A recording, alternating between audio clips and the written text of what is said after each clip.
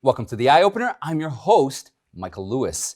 This weekend, Chinese and American officials met in Anchorage, Alaska. The two sides exchanged some fiery talks. The open border policy is encouraging child sex trafficking and other sinister acts. Biden will be flying illegal immigrants into red states on the taxpayer's dime. Is it a ploy to turn those states blue?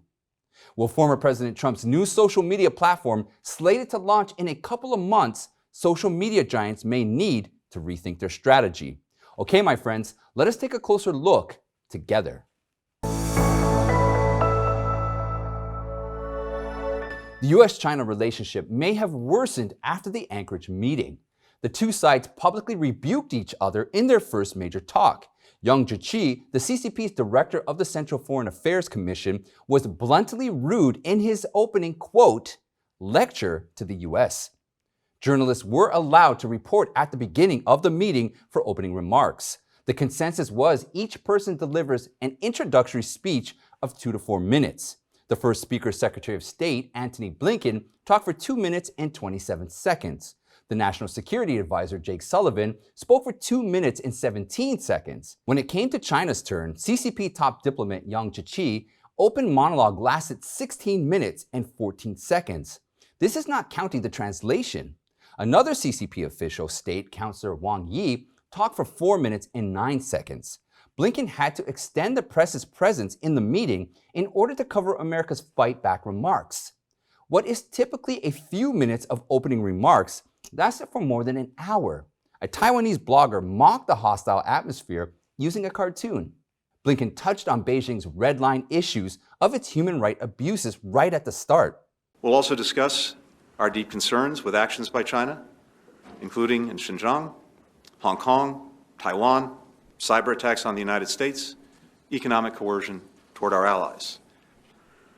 Each of these actions threaten the rules-based order that maintains global stability. Yang Jiechi said Blinken and Sullivan's openings weren't normal, as referring to the U.S. counterpart crossing Beijing's red line. So Yang warned his opening statement wouldn't be normal either. He humiliated the Biden administration, saying the U.S. is not doing any better regarding its own human rights, that America is not qualified to correct Beijing's approach. He cited Black Lives Matter as an example, which he erroneously used out of context, as it is clearly not comparable to the CCP's systematic genocide of Xinjiang Uyghurs and violent suppression of Hong Kong's pro-democracy protesters. China is firmly opposed to U.S. interference in China's internal affairs. We have expressed our staunch opposition to such interference, and we will take firm actions in response. On human rights, we hope that the United States will do better on human rights. So let me say here that in front of the Chinese side, the United States does not have the qualification to say that it wants to speak to China from a position of strength. Interestingly, Yang didn't seem to care much whether his words had been translated to the other side or not. He asked Wang to speak before the interpreter translated his theories to his U.S. counterpart. Secretary. 你说两句吧。我先翻译一下。还要翻吗？翻吧你。那我先翻一下。It's a test for the interpreter. Yang's opening statement was not only addressing the Americans in the meeting room. Yang wanted his message heard by the press and the Chinese. In other words, Yang needed to impress his boss in Beijing to show he had completed his mission of delivering an aggressive confrontation to the United States. Back in mainland China, the CCP's mouthpiece, CGTN, reported Yang only had instant noodles before meeting with Blinken. This seems to be a complaint that the United States didn't treat their Chinese guest well, but frankly speaking, the CCP didn't deserve a meeting in the first place. But the news went viral on China's social media, Weibo, under the hashtag Yang Jiechi had instant noodles for lunch, which reached 270 million views by Sunday evening. I guess this has to be China's version of media manipulation of public opinion. What are the reactions from the political circle regarding China and the Biden administration? Senator Tom Cotton commented, The Chinese delegation's behavior was completely unacceptable. It's time for the Biden administration to adopt a strategy to beat China. Senator Josh Hawley said, China believes it can roll the Biden administration. The Biden administration is also weak in the eyes of its predecessor. Last Friday, Trump's senior advisor Jason Miller tweeted, the Chinese would never talk to President Trump the way they talked to the Biden administration yesterday. Former Secretary of State Mike Pompeo said this. But more importantly, it's dangerous. When the Chinese Communist Party sees weakness, perceives weakness, they'll act just like you saw in that room in Anchorage yesterday. You've seen them now observe what the administration is doing with Iran. They've seen us get back into the Paris Climate Accords, an enormous gift to the Chinese Communist Party. They've seen us rejoin the World Health Organization, which gave the Chinese a complete pass for the Wuhan virus. When they sense this weakness, they'll act just as they did. They will bully us. They will take advantage of us. We need leadership from the United States that demonstrates resolve with respect to the Chinese Communist Party, the way President Trump and our team did. And it appears that the Chinese Communist Party believes that this administration will be weak on China. The Biden administration probably came to a realization that their all talk, no action has been too weak. On the eve of their first meeting, Washington issued a flurry of actions directed at China, including a move to begin revoking Chinese telecom licenses, subpoenas to multiple Chinese information technology companies over national security concerns, and updated sanctions on China over a rollback of democracy in Hong Kong. Everybody has seen Joe Biden stumble 3 times as he boarded Air Force One last Friday. Now, we don't want to make fun of a president because everybody has missteps for different reasons.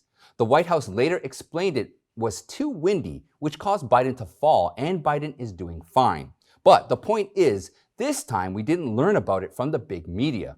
Fortunately, however, the news was everywhere on social media and on non-mainstream outlets, so it was impossible to make Biden's falls go unnoticed. Recall last June, after President Trump made an extra cautious walk down the ramp after a West Point commencement ceremony, the mainstream media went crazy about his walk and raised deep concerns over his health conditions. It was a headline news everywhere. The New York Times even questioned President Trump's posture while sipping water at a ceremony as problematic. Quote, Mr. Trump held the glass with his right hand and brought it up to his mouth, but appeared to momentarily have trouble lifting his arm farther. He used his left hand to push the bottom of the glass so that it could reach his lips. End quote. President Trump had to defend himself on social media to quell the rumors over his health. He explained the ramp was long, slippery, and steep with no handrail, and most importantly, quote, the last thing I was going to do is fall for the fake news to have fun with it. Certainly the mainstream media wouldn't take his explanation seriously. New York Times wrote, there was no evidence that the ramp was slippery and the skies were clear during the ceremony. Now, when it was Biden who slipped, and slipped 3 times at that, the fake news networks had their mouths shut and no one bothers to question the White House's explanation either, where they blamed it on the wind. But was it windy that day? Who knows? Now, some updates on the border crisis. On Saturday, a spokesperson for the Department of Health and Human Services, HHS, confirmed that HHS is housing more than 10,000 unaccompanied minors in emergency housing facilities and shelters. The average time the migrant children spent in Customs and Border Protection, CBP, custody is 136 hours, far more than the legal time limit of 72 hours. A CBP officer said that migrant families are released into the U.S. without notifying immigration courts or issuing a notice to appear, which began as of March 21st. This plan radically changes how illegal migrants have been processed in the past. The source states the plan allows for prosecutorial discretion by the Border Patrol for all migrants with children to include whole family units. These migrants can simply tell officials what city they are traveling to, then they will be placed into a formal removal proceedings once they report to the nearest immigration court office. What's worse, on March 17th, Homeland Security Secretary Alejandro Mayorkas admitted that released illegal immigrants did not receive COVID-19 tests. The Biden administration has no plans of monitoring illegal immigrants' health and don't seem to care if these immigrants are carrying the virus or not. In light of the situation, the Republicans introduced a motion, the Requiring Every Alien to Receive a COVID-19 Test Act, last week. The bill would mandate Homeland Security to test all illegal migrants that the DHS has released into the country. However, the attempt to force a COVID-19 test wasn't successful as the Democrats blocked the motion in the House vote. If you haven't already, please join me on Eye Opener Telegram discussion group. The link is down below. And if you want to keep hearing real news that the mainstream media will not let you know about, please consider donating to the show. Our donor box link is in the description. Please like and share this video so more people can see the show. I also want to thank all of you for your support every day. It is absolutely our pleasure to deliver to you news that matters. Okay, my friends, let's get back to the show. The real reason why the Biden administration wants to open borders are beginning to emerge. Reason number one, the migrant surge is fueling the smuggling business of children for forced labor and sexual exploitation.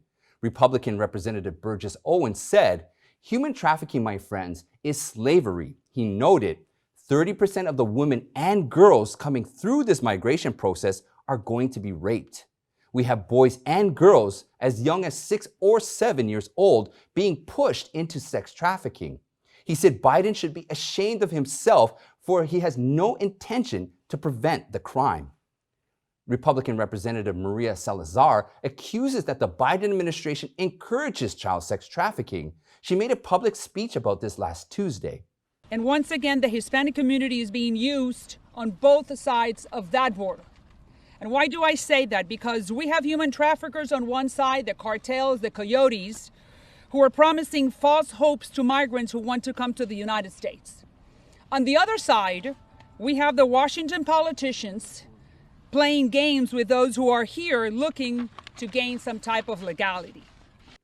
With open borders, it's easier and more profitable for human traffickers, many of which are linked to drug cartels. Referring to her recent visit to Texas, Salazar said, "It is a very harsh phase, but that is what's happening. Child sex trafficking is one of the fastest growing crimes in the world, and unfortunately, it has a huge market on the border of the United States and Mexico." Gateway Pundit offered another insight, reason number two. The Biden border crisis is a well-planned and orchestrated program to reshape the political landscape in America forever. Fox News reported as crossing along the southern border surges to near-record levels, the Biden administration is considering flying migrants to states near the Canadian border. CBP requested plane support from Immigration and Customs Enforcement, ICE, Friday morning after 1,000 migrant families and unaccompanied minors crossed the Rio Grande into South Texas. There are still 1,000 more migrants waiting to be processed. Gateway Pundit reminded that the plane support for all those migrant families are on the taxpayers' dime. They speculate that the Biden administration hopes to eventually move these red states to the blue column by destroying their economies and making their citizens reliant on the crumbs of their government overlords. JetBlue, a major low-cost American airline and the 7th largest airline in North America, is considering moving a number of headquarter roles from New York City to Florida. Although JetBlue hasn't determined how many corporate jobs it may shift to the Sunshine State, the move to Florida would nevertheless be a huge loss for New York. Currently, JetBlue maintains more than 7,000 jobs in the Empire State. Now, last Wednesday, New York Senator and Senate Majority Leader Chuck Schumer made a phone call to JetBlue's chief executive Robin Hayes. Schumer pleaded with Hayes not to reduce the airline's New York City workforce. Schumer said in a Thursday statement, "With the critical pandemic relief dollars we just delivered on to help save airlines like JetBlue and the thousands and thousands of New Yorkers that already employ the airline should actually clear the runway to grow here, not recede." But a stimulus check is never the cure of the problem. Companies as well as individuals only flourish when they are able to sustain on their own. JetBlue is not the only one considering the move. Wall Street has been migrating to Florida in recent years too. Why? The combination of high corporate taxes, poor governance, ever-increasing crime, and unfriendly business environment have contributed to the exodus of financial companies in New York. A recent study showed that at least 20% of Wall Street banks and financial services firms have thought about relocating workers to outside of New York. In contrast, the absence of state income tax, warm weather, and business-friendly mindset has prompted Florida as an ideal new home for Wall Street firms. The success of an open economy of the Sunshine State over New York's prolonged lockdown has no doubt reinforced this trend. Finally, here's some exciting news. Sunday, senior advisor to former President Trump, Jason Miller, told Fox News that Trump will launch his own platform in 2 to 3 months. I do think that we're going to see President Trump returning to social media in probably about 2 or 3 months here with his own platform. And this is something that I think will be the hottest ticket in social media. It's going to completely redefine the game, and everybody is going to be waiting and watching to see what exactly President Trump does, but it will be his own platform. Looks like there will be a reshuffle of social platform players, with Mike Lindell's new platform coming soon and the existing Gab and Parler. Conservatives and, of course, the general public will have more choices to share information without censorship or cancel culture. Now, this will push Facebook and Twitter to an awkward position to evaluate themselves between popularity versus censorship. Jason Miller also said Trump's new platform will be big and draw tens of millions of people. According to National File, the new platform was in development as early as February 10th and was scheduled to launch this summer. Coming back to social media will be a milestone move in Trump's return, at which point the former president will be able to share his thoughts and updates as much as he wants without censorship of big tech. In addition to former President Trump, former Secretary of State Mike Pompeo and Senator Rick Scott are reportedly potential Republican presidential candidates for the run in 2024. Pompeo and Scott have made plans to visit Iowa. Iowa is one of the earliest states to vote in the Republican primary and is considered as a state of strategic importance to win over for the Republicans. Last Friday, probably annoyed by the Biden administration's weak performance in their meeting with the CCP, Pompeo updated the countdown in his tweet. 1,327 days left. If Pompeo and others explicitly decide to run in 2024, they might not be able to compete with Trump. But entering the presidential race is a great opportunity to showcase their potential to the Republican voters and pave the way for their future runs. And that's it for today, my friends. Please like and share, and if you haven't yet, please subscribe. Please check out this playlist right here for more eye-opening content. You can also follow me on Newmaker, Gab, Parler, and Telegram. Don't forget, please sign up to the email list so that we can always stay in contact with each other. Thank you all, and I'll see you next time.